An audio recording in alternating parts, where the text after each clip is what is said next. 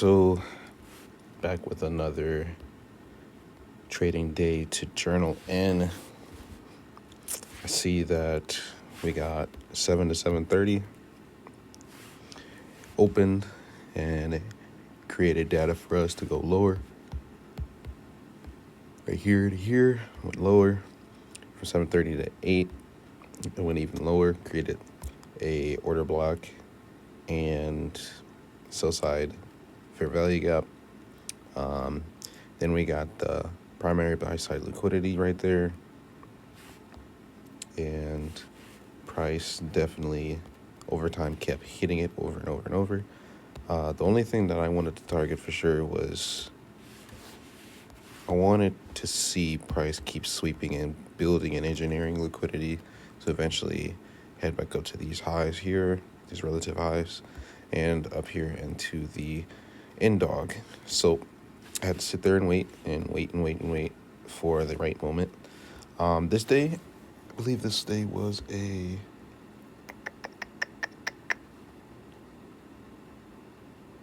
think today was a winning day. It was kind of quick. I just took my profits and left. But from here, I see that when price kept hitting sell side liquidity, eventually I wanted to see either like an overextended wick or a fair value gap that could be an inverse, and 3 candles to make a fair value gap that's going in the direction that I'm looking for. But that is just extra for me to just kind of safely verify that it's actually moving up versus like a fake out. So with that, I seen it moving up.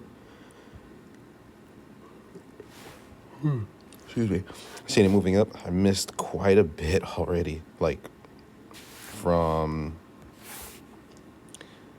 about here to here. I missed, but I did catch the move. I did catch it. Got here, target that, got out. I was happy with my results.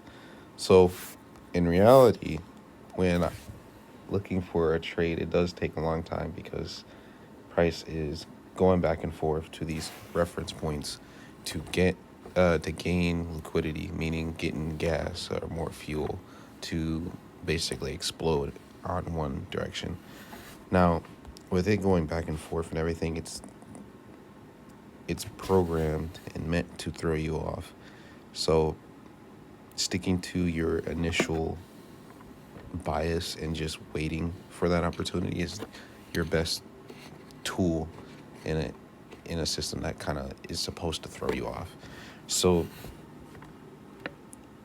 looking at this area over here, I wanted to see price actually just come to no, sorry, let me start over. Prior to this, we're just gonna ignore this. This was the current primary sell side liquidity. Now, after price did that, and I was looking at it afterward, it still came up, and my thought process was like, all right, cool. I don't believe price have enough gas to keep going any further because I'm looking at this wick right here, a wick that to me symbolizes that. It's the early free. Sorry. It symbolizes to me that price is kind of tired of going in this area, or it doesn't have enough gas to go any lower. But usually these wicks are like over exaggerated, or it's very easy to spot. So my thought process was saying like, oh, this is the relative low, and then this is the relative low. This one's higher than the previous one.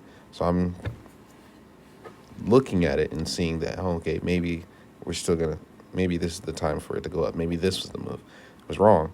It's still priming down, and it's still going down.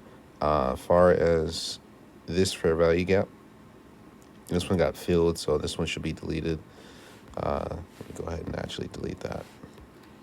That one got filled, but going back to this area here, Price went down way past our primary sell side liquidity and let it play around a little bit. This was the biggest wick right here that I seen and noticed, and it was the most deepest point price made. So that was the primary sell side liquidity. I marked it out with the fib.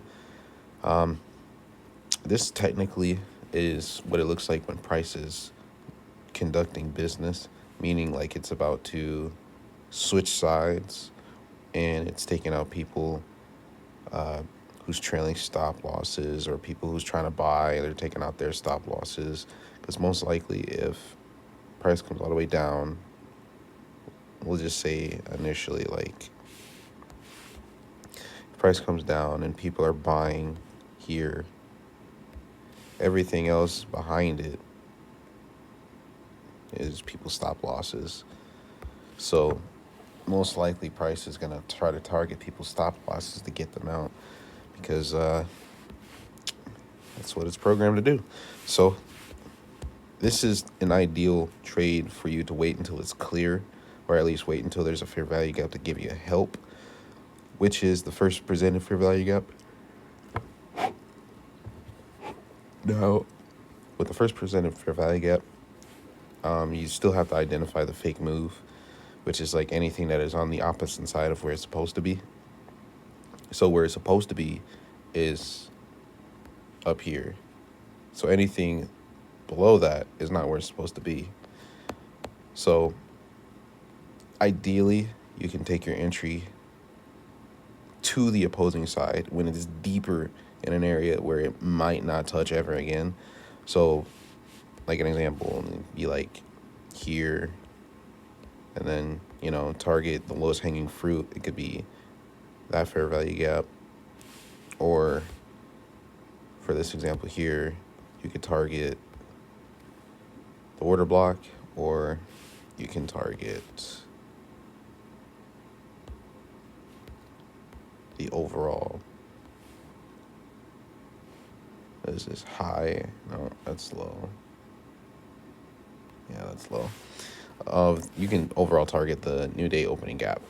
So other than that, today that was a good trade, and just trying to move forward, getting better and better at the system that I know that is very, very, very powerful, and it only works as long as you work. So other than that, that's all I got, and thanks for watching.